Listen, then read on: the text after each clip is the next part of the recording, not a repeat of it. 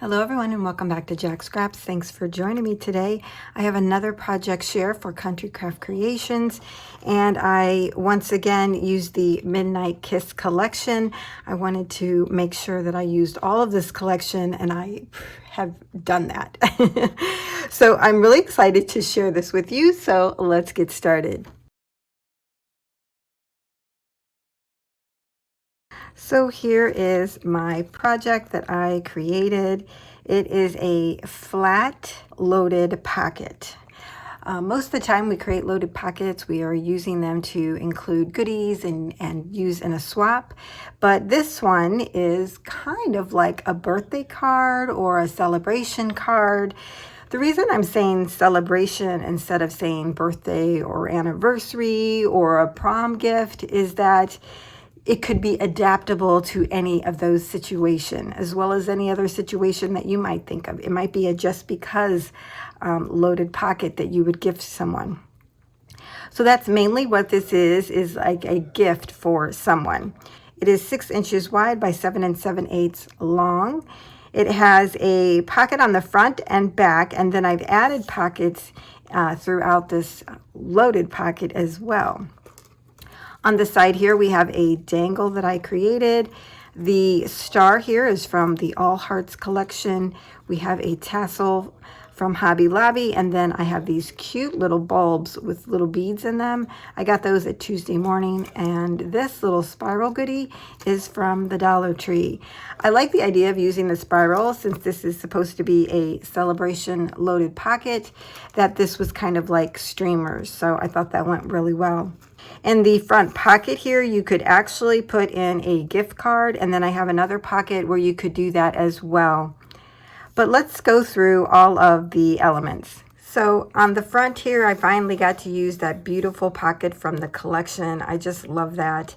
I layered it on top of some of the decorative paper that I had left. I really just had remnants that I was working with. And I included this cute little pick. And this is from the Dollar Tree. I did add a Bow Bunny pink heart on there. And then I took and cut this little celebrate out of the paper and then just twisted it around the pick. And I love that, how it turned out. I just did a little glue there to get it to stick. Added a little Bow Bunny little gem there for a little sparkle. And I think it just adds a little something to the collection. Inside, we have a journaling card from the collection. I did want to add that. And like I said, you could put a gift card here if you wanted to. This is a 3-tier pocket. And in our second pocket, we have this little photo booklet. On the inside, these white photo mats are removable, so you could put in your own photos.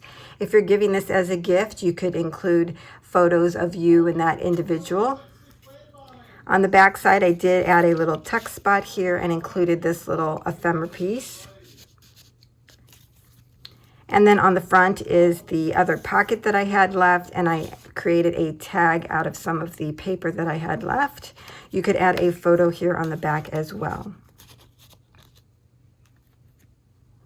Our next piece is kind of like a tag. What I did was I took one of the ephemera pieces, I layered some black cardstock on the back side, and then I cut around it so that the shape would match that of the ephemera piece. I left it open so you could actually pull this piece out and you can tuck in a photo again. So you could either write on this or add another photo right here. I left white cardstock on the back side so that you could for sure do some writing here, or you could add a photo as well, and just layered some of the banner that I had left that I fussy cut out. I am just really loving how this turned out. And then you just tuck it right underneath there.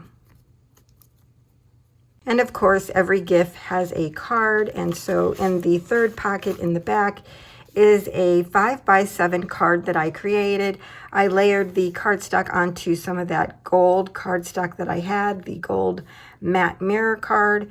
And then I'm also using this really pretty pink shimmer card I have from Doris. I added this Love You and some Bow Bunny gems on the front. The Love You is from K & Company.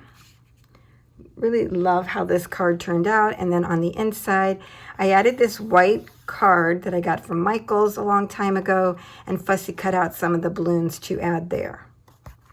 So here's what the pockets look like without anything in there. And then on the back side, I included a place that you could journal about your evening. So what we have here is like a little matchbook. And this pops open as well. I added some of the decorative paper on the inside and included about 10 sheets of paper that you could write on. This is in by Staples, so you could certainly tear these out. You could use this as a dance card. You could use this to jot down notes or a number if you wanted to give it to somebody and tear it out and give it to them during your evening. It's just a really versatile little matchbook there for journal keeping. So these are all of the elements that I created to go into my loaded pocket. I will say that once you load everything into your pocket, that it does get really full. Most loaded pockets have a gusset on them so that you can just stack things in there, but I didn't do that with this one. That's why it's called a flat loaded pocket. But I did want you to know it does get very stuffed, as the name implies, but it's okay. After time, it will stretch the paper out a little bit and it'll be okay. So don't worry about that. Now, I do not have a tutorial for this project, so let me just run through some of the measurements and sizes of everything. So as I mentioned, I pretty much told you how I created this. I believe most of my items are 3.5 inches wide, except for the card. So for the photo booklet, I started with a piece of cardstock that was 5 by 7. I scored down the center at 3.5, and when I folded that in half, the matting as well as the photo mats measure 3.25 by 4 3/4. The pocket and this little ephemera piece is from the collection, as well as the tag and this little piece. It's so cute, I had to include it. And then I just use, again, Heidi Swapp photo corners. For the matchbook, I started out with a base piece of cardstock and it measured 3.5 by 9. And then I took that long ways, I scored it at 7, and then I folded the rest up, so that would be the bottom part of my matchbook.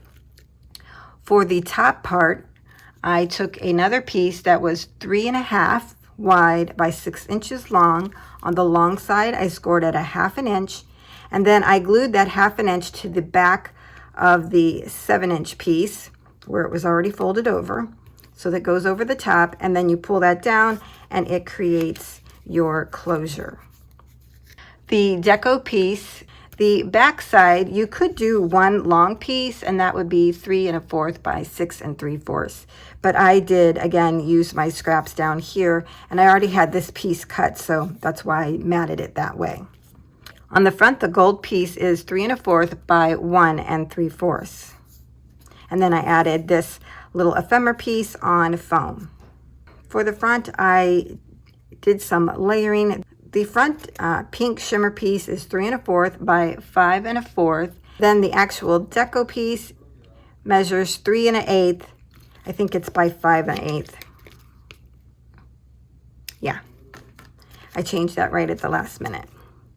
I even actually put decorative paper on the inside here just so that when you pull it back, it looks nice, but you don't have to do that. So then I took my Tim Holtz stapler and I put 3 staples down here, stapling in my pages. I hope that makes sense. For the card, I started out with a 10 by 7 sheet of cardstock and I scored at 5, folded that in half. My gold piece of cardstock that I did the layering on is 4 3/4 by 6 3/4, and the deco piece is 4.5 by 6.5. To create the loaded pocket, I took a piece of 12 by 12 cardstock. I scored down the center at 6. I rotated it once to the left-hand side, and I scored at 7 7/8. Once you have everything scored, you fold up the short end along the score line and burnish, and then you fold over at the 6-inch mark and burnish that score line.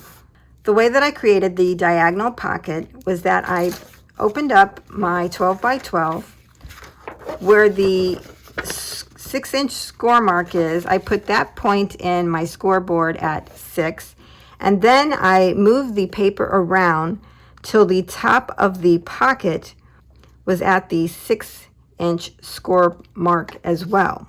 And then I scored it at a diagonal. And then just folded that over. And then now you have your loaded pocket. I must say, when I was figuring out the decorative paper for the slanted pocket, the best way that I found was to take your decorative paper that you're going to use, line it up on your loaded pocket, making sure that you account for the border that you're leaving on each side.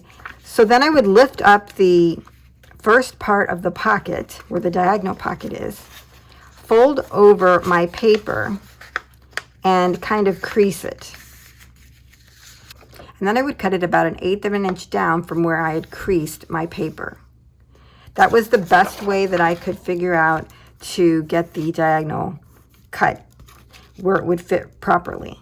I did try it using the 6 to 6 score line, but for some reason it didn't work out. So I did just want to tell you that little hint on just folding it over, creasing it, and then cutting down about 1/8 of an inch, or if you're doing a 1/4 of an inch border, 1/4 of an inch you cut down. Okay?